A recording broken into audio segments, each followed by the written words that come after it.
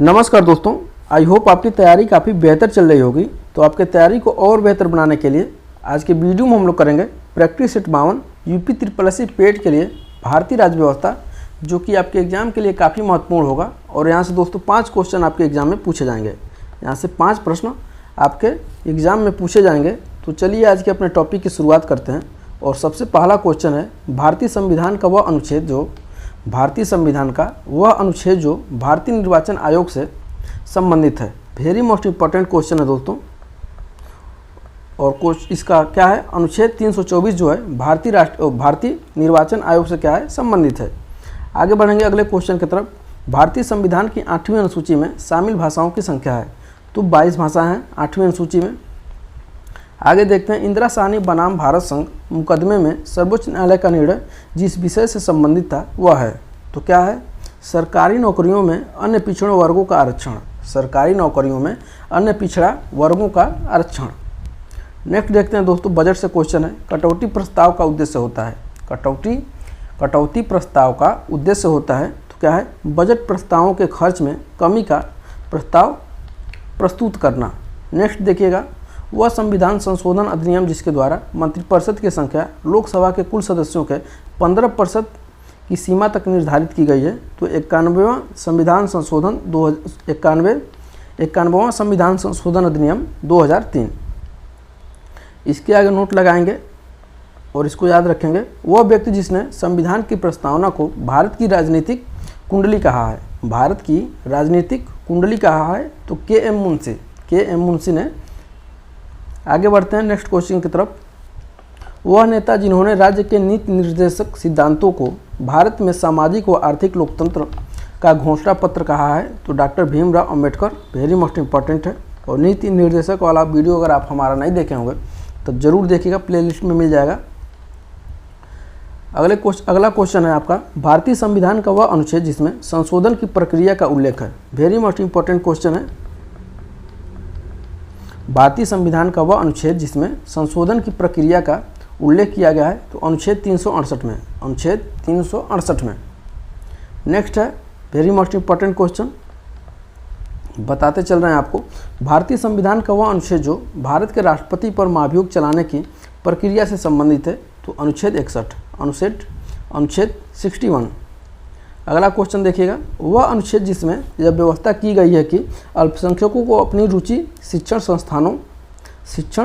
संस्थाओं की स्थापना व प्रशासन का अधिकार होगा, तो अनुच्छेद 30 में इसकी बात की गई है। वेरी मोस्ट इंपॉर्टेंट भी है। आगे बढ़ेंगे नेक्स्ट क्वेश्चन की तरफ। विधायिका के प्रति कार्यपालिका की वित्तीय जवाबदेही सुनिश्चित की जाती है, तो किसके द्वारा, CAG यानी कैग के द्वारा। अगला देखिएगा, राज्यों को भाषाई आधार पर पुनर्गठित किया गया था। राज्यों को भाषाई आधार पर पुनर्गठित किया गया था, तो 1956 में। और सबसे पहला राज्य बना था आंध्र प्रदेश। सबसे पहला राज्य बना था दोस्तों भाषा के आधार पर आंध्र प्रदेश।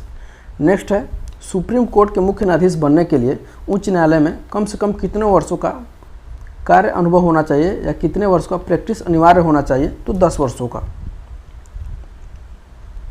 आगे देखेंगे, 2003 के 92वें संशोधन अधिनियम द्वारा 8वीं अनुसूची में भाषाएं शामिल की गई थी। कब, तो बोडो, मैथिली, संथाली और डोगरी। बोडो, मैथिली, संथाली और डोगरी। आगे बढ़ेंगे अगले क्वेश्चन की तरफ। संघीय संरचना, प्रांतीय स्वायत्तता और शक्तियों को अलग करने का सिद्धांत लिया गया है, तो भारत सरकार अधिनियम 1935 से। संघीय संरचना, प्रांतीय स्वायत्तता और शक्तियों को अलग करने का सिद्धांत लिया गया है, तो भारत सरकार अधिनियम 1935 से। अगला है, आपदा प्रबंधन अधिनियम 2005 के तहत। आपदा प्रबंधन अधिनियम 2005 के तहत गठित राष्ट्रीय आपदा प्रतिक्रिया निधि का संचालन करता है, तो केंद्रीय गृह मंत्रालय। केंद्रीय गृह मंत्री या केंद्रीय गृह मंत्रालय।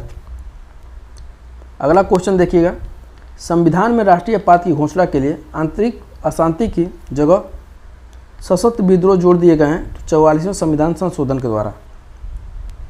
अगला क्वेश्चन है, वह अधिनियम जिसके द्वारा सर्वप्रथम अप्रत्यक्ष रूप से केंद्रीय तथा प्रांतीय विधान परिषदों में निर्वाचन की व्यवस्था की गई है, तो 1892 का अधिनियम। अगला देखिएगा, भारत में उपराष्ट्रपति को सदन में मतदान करने का अधिकार नहीं होता है। भारत के उपराष्ट्रपति को सदन में मतदान करने का अधिकार नहीं होता है क्योंकि वह राज्यसभा का सदस्य नहीं होता है। आगे बढ़ेंगे। वर्तमान संसद भवन की नींव 12 फरवरी 1921 को रखी गई थी। इसका डिजाइन किसने तैयार किया था?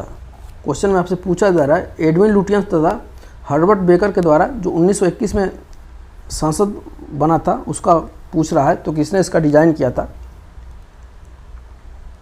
अगला क्वेश्चन देखिएगा। सामान्य आय व्यय प्रस्ताव के पूर्व खर्च हेतु सरकार को धन की आवश्यकता होती है, उसकी क्षतिपूर्ति की जाती है तो लेखा अनुदान से। अगला क्वेश्चन देखिएगा। अंतर्राष्ट्रीय संधियां व समझौते राष्ट्रपति के नाम पर किए जाते हैं। जितने भी अंतर्राष्ट्रीय संधियां और समझौते होते हैं वो राष्ट्रपति के नाम पर किए जाते हैं, किंतु इसके लिए किसकी अनुमति अनिवार्य है? तो संसद की है।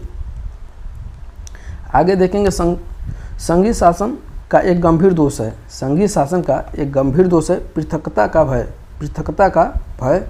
अगला क्वेश्चन देखेंगे। जब किसी संकल्प या विधेयक को किसी भाग पर चर्चा नहीं हो पाती है तो उस मतदान से पूर्व चर्चा कराने के लिए रखा जाता है तो गिलोटिन प्रस्ताव को।